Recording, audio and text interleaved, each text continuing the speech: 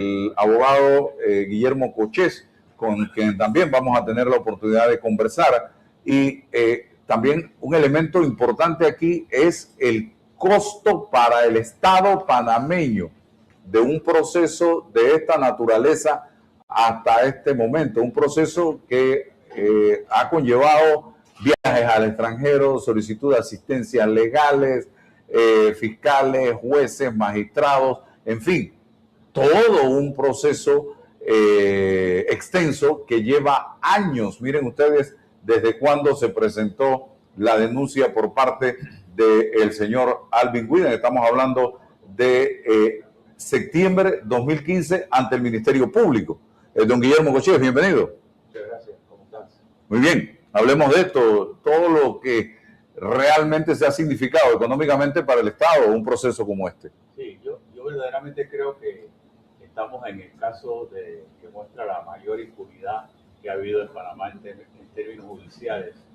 Es una vergüenza que Panamá, a diferencia de Colombia, a diferencia de Perú, donde hay 5 presidentes, 4 de ellos detenidos, uno murió antes de que se suicidó, antes de que lo agarraran, y todavía después de 10 años no tenemos nada de esto resuelto. Hay personas que no van a ir a juicio porque se amparan en el Parlamento Centroamericano, electos ilegalmente de acuerdo al estatuto del Parlacén, que indica que tienen que ser electos por votación popular. Y verdaderamente esto deja muy mal parado a nuestro país a nivel internacional, sobre todo cuando clamamos, tenemos un presidente que clama todos los días por mejor sistema judicial y que no tenemos nada que resuelva ese problema ni posibilidades de que lo haya. La apuesta generalizada es que no va a haber audiencia de derecho. Eso es lo que la gente opina. Es una realidad. Y seguiremos así, pues. ¿Otra posposición más? Otra posposición. Eso es lo que la gente piensa. Que no vamos a tener audiencia de derecho. Porque bueno, llevamos ya media hora discutiendo ese asunto, casualmente, porque la posibilidad es grande y los comentarios que hay en torno a ese tema son abundantes. Es decir, la gran sorpresa sería que se realizara la audiencia. Y comenzar el juicio. Esa sería Exacto. La gran sorpresa. Así es. Que sería una gran conquista que se haga, ¿no? Que la juez logre sortear todas las objeciones y todas las incidencias que se puedan plantear al comienzo. Y si, bueno, se da la lectura y luego logra sortear todas estas incidencias que se dan al comienzo y empieza la práctica de prueba, ya podemos decir, bueno, va el asunto. ¿Verdad? Porque obviamente empiezan las prácticas de prueba con respecto a las pruebas emitidas del Ministerio Público.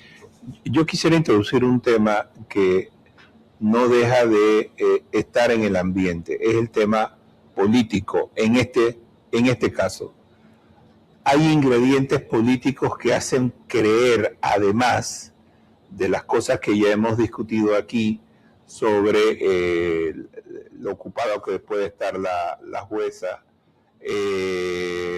notificaciones, es decir, algunas formalidades.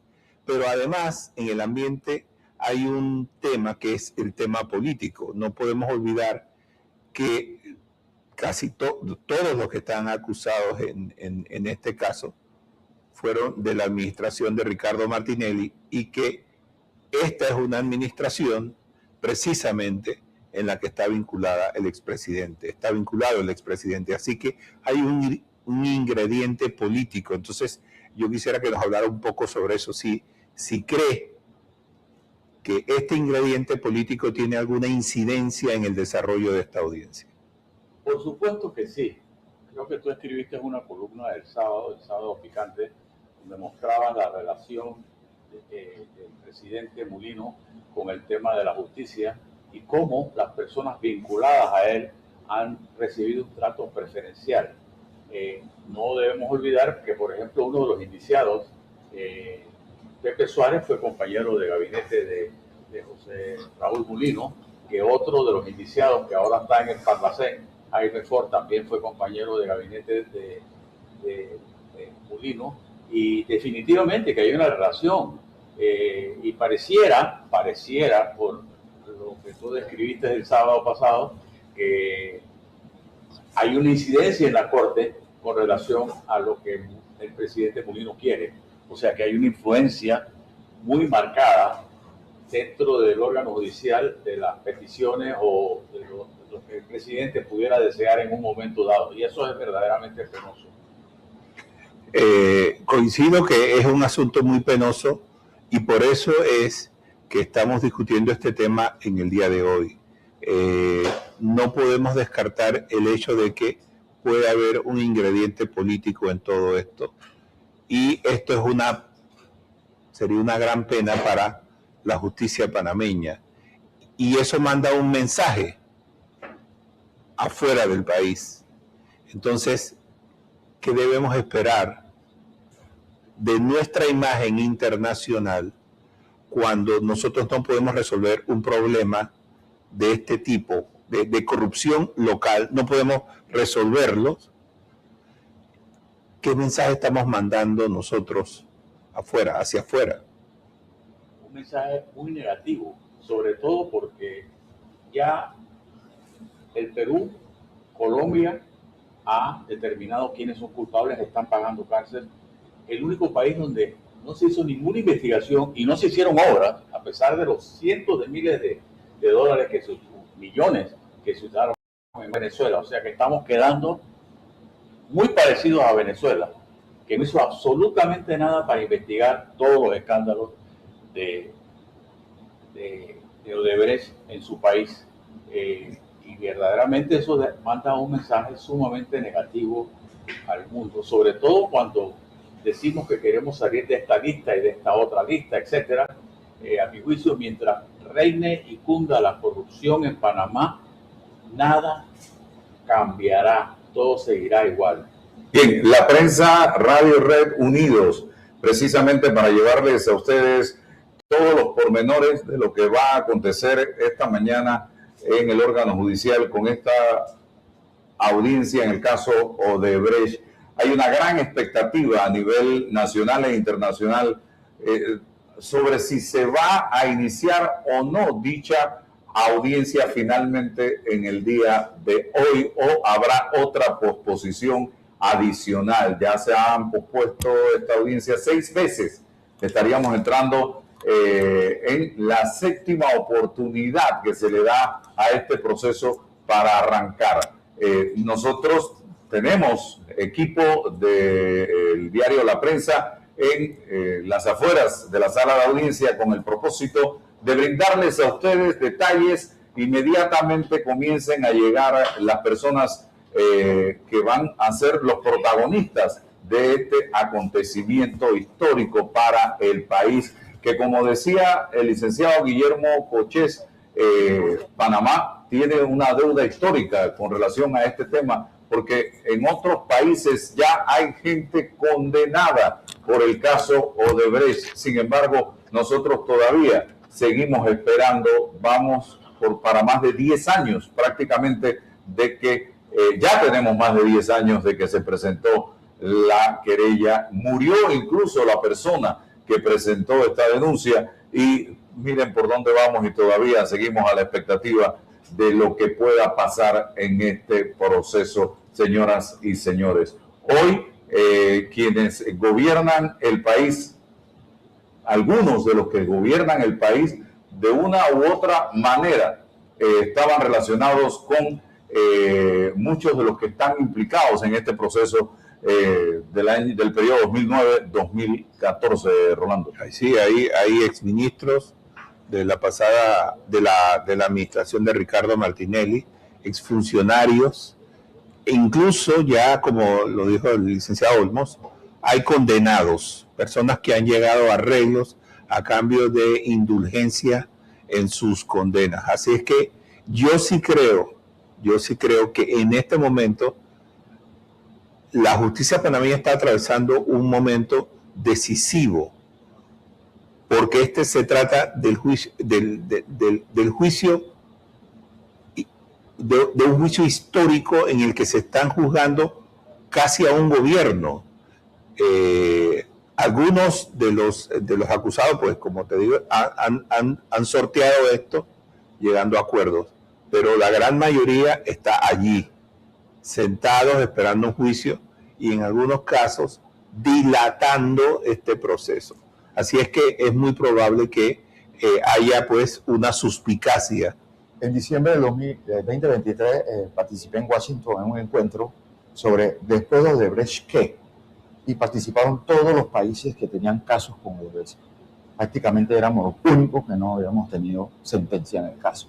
Y conversando con los fiscales y los abogados que participaban en esos casos en los otros países, recibieron apoyo decidido de las autoridades correspondientes para darle todos los medios tecnológicos y todos los recursos a los tribunales para que pudieran atender estos casos de esta magnitud.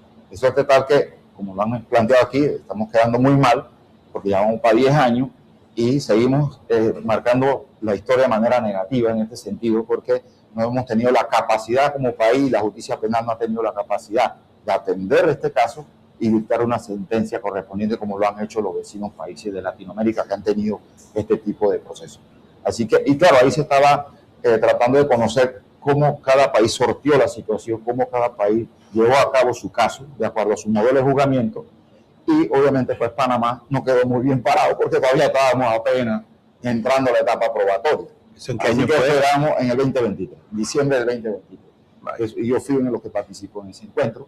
Y obviamente pues que es una situación que es llamativa y que pienso yo que el reto que tiene hoy la justicia es importante porque es un tema que hay que solventar para que podamos entonces tener ya respuesta de este caso y saber qué pasó, ¿verdad? Si se dio o no se dio lo que se está señalando en la acusación del Ministerio Público, ¿verdad? Y es curioso porque las personas que alegan inocencia en este caso deberían ser las primeras interesadas en que este juicio llegue rápido porque necesitan precisamente demostrar a todo el mundo que son inocentes.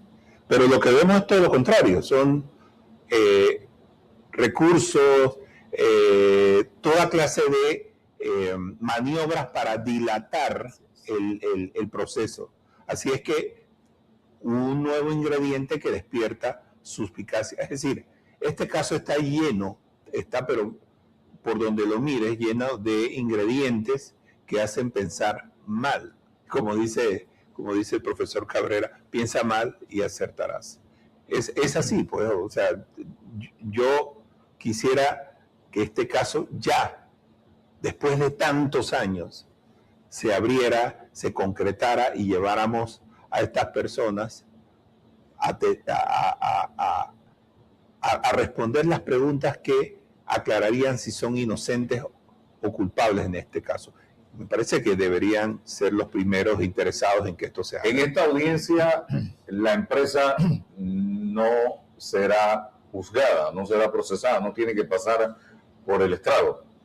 Depende del llamamiento a juicio. Si en el llamamiento a juicio son mencionados como personas jurídicas, imputadas o vinculadas, entonces sí tienen que participar con su abogado. Entiendo que sí están, Pero aunque yo entiendo que ellos llegaron a un acuerdo de pena, ellos llegaron a un acuerdo de pena y están en la etapa esta del pago, sí, que todavía está exacto. pendiente. Así que sí, hay un asunto que tiene que ver una negociación que hubo que a cambio de una multa creo que esto... que está en la etapa de cumplimiento. Bueno, sí, por eso lo está atendiendo. En la etapa de cumplimiento en estado moratorio.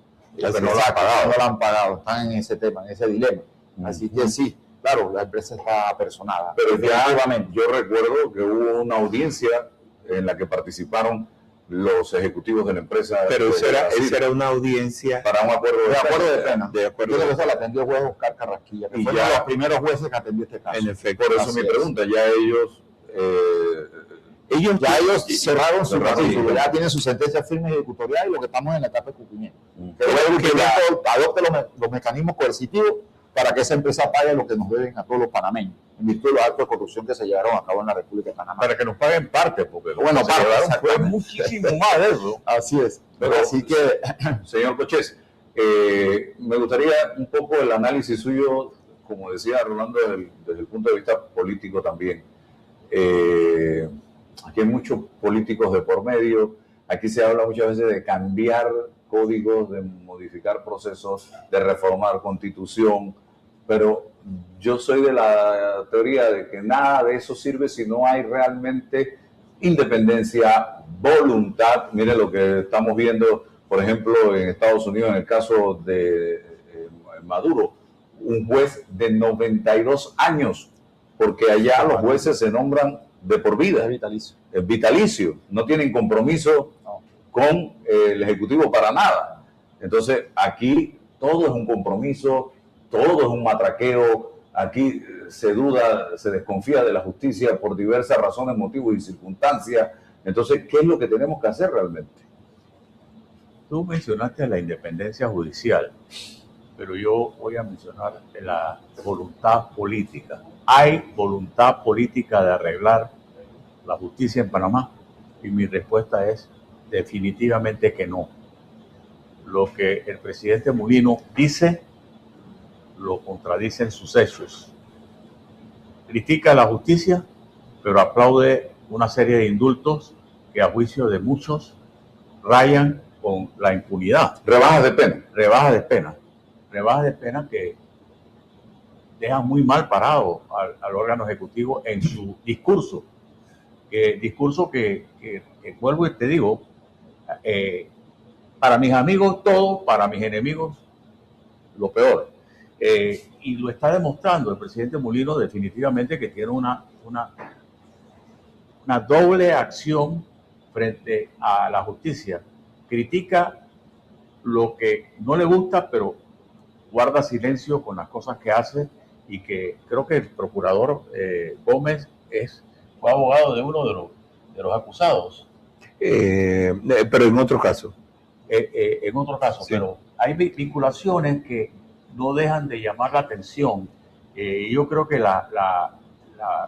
más que la independencia judicial, que es importantísimo, es la decisión política de actuar mirando hacia un solo camino, que haya justicia, importando quién sea el que está metido en el camino.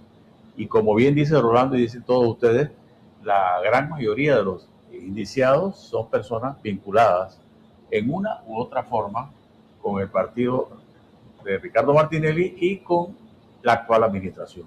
Vimos, y eso no podemos esconderlo de ninguna forma, a la expresidenta de la Corte Suprema de Justicia participando de actos políticos, inauguraciones del gobierno del actual presidente de la República, José Raúl Mulino. La vimos también participando de actos en presidencia durante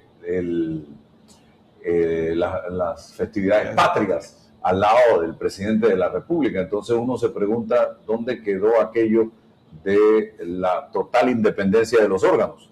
Yo creo que simplemente no han guardado ni las apariencias. Todo ha sido como tan burdo.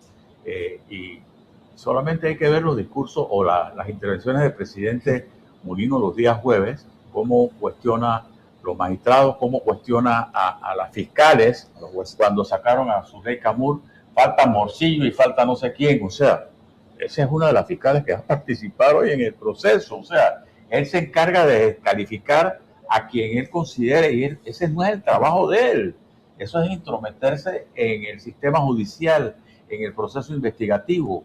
Creo que el presidente como que no tiene ningún tipo de asesoramiento de qué es lo que dice. Voy a poner un ejemplo. El 9 de enero fue condecorado por el ex teniente coronel Luis Carlos Arosemena. Luis Carlos Arosemena King fue el que leyó la proclama el 3 de octubre diciendo que lo que habían hecho era una acción militar. Estaba justificando los asesinatos de ese día, los ajusticiamientos de ese día. Y mintió. ¿Cómo es posible que nadie le avise al presidente que lo que está haciendo no es correcto, o lo que está haciendo le daña su imagen? Estamos en un país donde pareciera que no hay reglas. Aquí me están diciendo un abogado que del caso, que la empresa no está llamada a Odebrecht, ya su caso fue archivado. Sí, eso fue lo que yo leí también. Así que por ese lado no vamos a... Eso fue a cambio de su cooperación. Exactamente. Pero ahora tenemos la situación de que un magistrado en Brasil, Díaz Toffoli, está tumbando todos los testimonios de las personas de la empresa, de los ejecutivos que fueron a a ayudar en los procesos de cada país en calidad de testigos. Entonces, eso es un problema. Precisamente, varios de los acusados aquí en Panamá acudieron a donde Díaz Toffoli para pedirle la anulación de los testimonios de los ejecutivos de Odebrecht que los involucraba en hechos ilegales durante el tiempo que estuvo aquí la empresa haciendo obras del Estado. Así es que muchos de ellos, o la gran mayoría de los que obtuvieron eso del magistrado Toffoli, Díaz Toffoli, están esperanzados en que el caso se caiga a raíz de las peticiones atendidas por este magistrado. ¿Qué pasa, Raúl, si imputados en el proceso, señalados por la empresa, piden que quienes los involucraron o los señalaron sean traídos al banquillo de los acusados? Es totalmente permisible que estas personas acudan al juicio. El juez tiene todas las potestades para que estas personas, aun cuando hayan evacuado su situación procesal, participen en la audiencia. Eso es totalmente permisible, más porque todos los que están participando en el caso tienen derecho a la bilateralidad de la prueba, o sea, el contradictorio de la prueba. Y como tal, estas personas pueden participar activamente, siempre y cuando hayan sido admitidos dentro del auto de prueba que dictó el juez liquidador, ¿verdad? Tendría que ser a través del auto. O sea, hay un auto de prueba que dictó un juez que ya está firme, y ahí eso es lo que hay que practicar en el día de hoy. Y si esas personas están dentro de ese auto, a menos que se pida como prueba extraordinaria hoy, en el día de hoy, y el juez lo admita, la juez lo admita. Pero sí es posible, totalmente posible. Pero entonces tendría que ser virtual, porque todas estas personas... Claro, habría que dotar de tecnología a la audiencia para que estas personas rindan testimonio. Y obviamente, si ya fue admitido, fue acogido en el auto de prueba, entonces ya el tribunal tuvo que adoptar la medida tecnológica para ese sentido. Pero si lo señalan hoy, o quieren que eso se evacúe hoy, la juez tendrá que entonces, como directora del proceso, sortear esa situación en virtud de la dilatación, que puede propiciar esa situación. Puede negarlo incluso. Porque si ya son personas que en el proceso, en la etapa de instrucción sumaria, ya han rendido declaración y como tal rige el principio de permanencia de la prueba dentro de la causa, puede entonces decir que ya entonces esa prueba está recibida y puede ser evaluada dentro de la sentencia en el momento oportuno. De manera tal que todo depende de lo que se haya adoptado en el auto de prueba, y también si hoy le piden como prueba extraordinaria, porque es posible que se pidan pruebas extraordinarias, que la juez tome la decisión si admite o no esa situación de estas personas que ya pues, han rendido testimonio. Señor Cochés, aquí en Panamá hoy estamos debatiendo el tema Odebrecht, el pago de coimas, los sobrecostos para pagar coimas a funcionarios de X administraciones. Sin embargo, esta es una práctica que llegó con Odebrecht y se acabó con Odebrecht, o que aún se ha mantenido en el tiempo vigente, porque hay muchas empresas que han sido señaladas por temas de esta naturaleza y siguen licitando, siguen construyendo tranquilamente. Aquí no pasa nada. Esa es la sensación que hay, que aquí no pasa nada. Aquí hay empresas condenadas, hay varias, y que siguen contratando con el Estado, como si nada pasara. Y hay varios casos, el caso de Blue Apple, el caso de Odebrecht, y algún otro caso que se ha dado, donde ha habido sobrecostos, donde se ha comprobado coimas, y siguen trabajando. No hay ninguna pena para esas empresas. Inclusive han sido condenadas en otros países, como una vinculada con Costa Rica, por ejemplo, que sigue como si nada pasara. ¿Qué mensaje se manda con eso? Un mensaje de impunidad total. Yo robo, yo coimeo, pero bueno, te pido disculpas, te pago un pedacito de una multa de lo que me llevé y vuelvo a contratar. ¿Qué impide que no sigan con esas prácticas? Si esa es la práctica común de esas empresas, no solamente aquí, sino en otros países. Yo tengo que agregar una cosa que no consideramos en todo esto, y es que además de la inocencia o culpabilidad de las personas que han sido imputadas, está en juego la devolución del dinero que se haya perdido en este juego de corrupción. Si esas personas son declaradas inocentes en todo esto, ¿qué va a pasar con el dinero? Por ejemplo, pongo el caso de los hermanos Martinelli, que ya fueron condenados en Estados Unidos. Si hubiese dinero de por medio aquí en Panamá y ellos alegan doble juzgamiento, lo que sea que hagan, ¿qué va a pasar con el dinero, digamos, que ellos admitieron haber tomado del erario? ¿Qué pasa con eso? Claro. ¿Qué pasa, por ejemplo, con el dinero que está en los bancos de Andorra o en Suiza, que son todavía decenas de millones de dólares? Entonces, ¿qué va a pasar con todo esto? Es decir, tenemos que considerar el hecho de que las personas que están sentadas en el banquillo se determinaría su inocencia o su culpabilidad. Pero si es un asunto de impunidad en el que terminaría todo esto, el Estado panameño sería doblemente perdedor en esto, porque nosotros no, o el Estado panameño, no recuperaría el dinero que ya Odebrecht dijo que se llevó producto de sobreprecios. Entonces, ¿qué pasa en ese caso? O sea, ¿qué está en juego en todo esto? Se ha visto casos donde el tribunal declara responsabilidad penal, ¿verdad? Y ordena el comiso. Eso es así, esa es la regla básica. Pero también ha habido casos donde se declara la inocencia, pero el tribunal comisa los bienes, comisa la parte patrimonial, la comisa porque dentro del acervo probatorio hay circunstancias que apuntan a que no se puede devolver el dinero. Todo depende de esa masa probatoria que compone la causa, sobre lo que la juez ha podido valorar en función a la procedencia del dinero y el curso que tuvo ese dinero para luego entonces emitir un pronunciamiento si devuelve o no el dinero. Así que esas son cosas que se han visto en los tribunales que independientemente de que la persona sale inocente, han habido pronunciamientos donde incluso siendo inocente se comisa el dinero. Pero todo depende de esa masa probatoria que la fiscalía ha presentado al juez para que la valore. Yo sé que puede causar ruido eso, pero sí ha sucedido, porque no ha habido una demostración legítima de la procedencia adecuada de esos montos y como tal entonces el tribunal los comisa, ¿verdad? Y se queda con ellos. Así que eso sí ha pasado, eso se ha visto en los tribunales, en la sentencia. En este caso, pareciera que si son declarados responsables, bueno, eso es lo que produce. Y si son inocentes, pues habría que ver patrimonialmente hablando qué hizo el Ministerio Público, qué acreditó el Ministerio Público ante el juez, ¿verdad? Para luego entonces disponer el comiso de los bienes, incluyendo el dinero. Así que depende de lo que se pruebe en la audiencia del día de hoy, más lo que viene ya aprobado dentro de la instrucción sumarial que llevó a cabo el Ministerio Público. Alguien me dice acá, Panamá es signatario de acuerdos internacionales que permiten los acuerdos de colaboración. ¿Qué empresa estaría dispuesta a colaborar con la justicia si eso significa su muerte comercial en el país que se presta a la colaboración? Definitivamente que no lo harían, ¿no? Eso es un tema que se discutió ampliamente en Brasil. Y yo creo que valdría la pena abordar eso. Es si una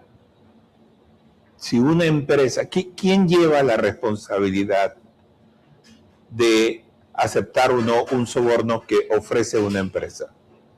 Es el funcionario. Pero en Panamá ocurre una cosa muy curiosa, y eso se lo he escuchado a muchos funcionarios, empresarios, es que ellos no son los que ofrecen la coima, se las exigen los funcionarios. En ese momento, esas empresas pueden convertirse en víctimas. Pueden convertirse en víctimas porque dicen, bueno, es que si yo no accedo a pagarle, vamos a suponer, una empresa que se gana una obra de 100 millones de dólares. A mitad de la obra llega alguien y le dice, tú sabes una cosa, para cobrar ese cheque, tienes que darme la mitad. Si la empresa no lo hace, se corre el riesgo de que le quiten el contrato. Así es que en ese momento la empresa se convierte en una víctima. Entonces, ¿qué le queda a la empresa? Tomar una decisión, o pagas o probablemente te vas a la quiebra. ¿No? Y si denuncia algo, no le van a hacer ningún caso porque el sistema judicial no está preparado para ese tipo de situaciones. Exacto. Y las autoridades que reciben la denuncia son cómplices también, porque están en el negocio de la coima. Así es. Entonces, allí tenemos que preguntarnos qué tan culpable es la empresa de pagarlo, porque en esa etapa ya no le queda alternativa. O pagas o enfrentas una virtual quiebra de tus operaciones. Bueno, las empresas, digo, hay que corregir las cosas, ¿verdad? Si una empresa está pasando por eso pareciera una extorsión, ¿no? Pero, claro, una empresa que está participando en una actividad con el Estado y se ve en esa situación, ¿hasta qué punto lo va a denunciar? Pero ahí es donde se empieza a transparentar todo. O sea, si moldeamos la conducta de tal modo que si se ven esas cosas se denuncian para que se investiguen, podemos empezar a darle forma a la sociedad en ese sentido. Pero si guardan silencio se convierten en cómplices. Entonces eso es un tema que es llamativo, es preocupante, causa ruido y considero yo que, claro, están contra la pared, porque si lo denuncian al Ministerio Público que están siendo extorsionados, entonces puede traerle consecuencias con su contrato. Entonces pienso yo que tiene que llegar el momento que una empresa diga, pero espérate, hasta este punto no puedo llegar. ¿Verdad? Así que pienso yo, y ahí sí se convertiría en víctima. Pero si lo consienten y guardan silencio y acceden, entonces están convirtiéndose en cómplices. Es que el tema aquí es esa situación. El tema aquí es que esto que está ocurriendo, 5 años dilatando, 4 o 5 años dilatando este juicio, y vemos los antecedentes que ha habido y que de alguna forma relaté en mi columna, que hay una serie de funcionarios que salieron airosos de sus procesos, cuando todo esto es valorado por el empresario. ¿Qué pasa si yo voy y hago la denuncia con todos los antecedentes que yo he visto? Ese es el gran tema, y es por eso que la imagen del país puede afectar, o sea, que no se haga este juicio tiene afectaciones justamente en lo que puede ocurrir en el presente y en el futuro. Sí, esto va a marcar la historia judicial del país. Sinceramente va a mandar un mensaje, hoy vamos a saber si es negativo o positivo. Pero volviendo al tema de las empresas, si lo denuncian, pueden adoptar medidas de protección, porque los sistemas penales, los procesos penales tienen medidas de protección para las víctimas. Entonces, se puede adoptar medidas de protección para poder protegerlas en ese sentido, en el evento que lo denuncie. Pero claro, es muy osado de una empresa que tiene una buena contratación con el Estado que se meta a presentarle una denuncia al propio Estado por actos de corrupción. Entonces, causa ruido. Pero de verdad que es chocante ver que una empresa que ha recibido una sentencia por un caso de corrupción siga participando, de verdad que causa ruido. Siga participando, licitando y que se haga permisible, ¿no? Esa situación manda un mensaje negativo de que aquí el delito paga, el delito es un premio, y pienso yo que es el momento adecuado para que ya esas cuestiones se cesen, ¿no? Porque estamos carcomiendo los resortes de la sociedad. Creo que se han presentado proyectos de ley en ese sentido en la Asamblea y no han tenido ningún éxito. O sea, creo que el actual procurador presentó una propuesta en esa línea y no ha tenido éxito. No hay ese espíritu, no hay ese ánimo por parte de los diputados. Es la voluntad política. Es la voluntad. Sí. El que mencionaba hace unos momentos.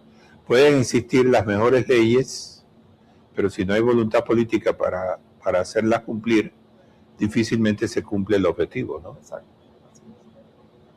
Seguimos a las 9 de la mañana. Está programada la audiencia en el órgano judicial, precisamente el sistema inquisitivo, encabezada esta audiencia por la jueza Valoisa Martínez. Nosotros tenemos otros invitados en la mañana de hoy. Queremos agradecer al licenciado Guillermo Cochés por haber estado con nosotros en este día. Una reflexión final, licenciado Cochés, de las expectativas que usted tiene. Optimismo, pesimismo en torno a esta audiencia que debe realizarse en el día de hoy. Siempre se dice la tercera es la vencida. Hoy estaríamos diciendo la séptima será la vencida. Bueno, lo séptimo es señal de buena suerte. Ojalá que me equivoque y el proceso siga. Creo que sería un triunfo para la justicia. Un triunfo bastante desgastado, pues, porque ya ha pasado tanto tiempo, pero ojalá que siga. Pero definitivamente que el sentimiento general es que esto no va para ningún lado, y a diferencia de otros países, Dominicana, Colombia, Perú, Panamá se quedará con el caso de Odebrecht totalmente impune, tanto o más que en la propia Venezuela, donde tanto robaron los gobernantes con los contratos de derecho. Raúl Olmos. Sí, yo espero del tribunal pues firmeza, verticalidad en el tema, en el tratamiento del caso, para que pues la sociedad pueda recibir ya respuesta de este caso, porque son personas que están enjuiciadas, que llevan varios años sometidas a un proceso, que incluso tienen medidas cautelares y que en alguna forma le puede afectar pues su vida personal y profesional. Eso pienso yo que es el momento. Estamos en los tiempos de la justicia penal tiene que dar su respuesta y esperemos que el tribunal tenga todos los apoyos para poder llevar a cabo la misma, pese a las dificultades que puede afrontar en ese sentido. Así que esperemos pues que hoy se celebre la audiencia cumpliendo con los trámites que se llama el libro tercero del Código Judicial. Bueno, ese es el deseo de la mayoría de los panameños en este momento, que precisamente se lleve a cabo, se realice esta audiencia a partir del día de hoy. Hay obstáculos que se están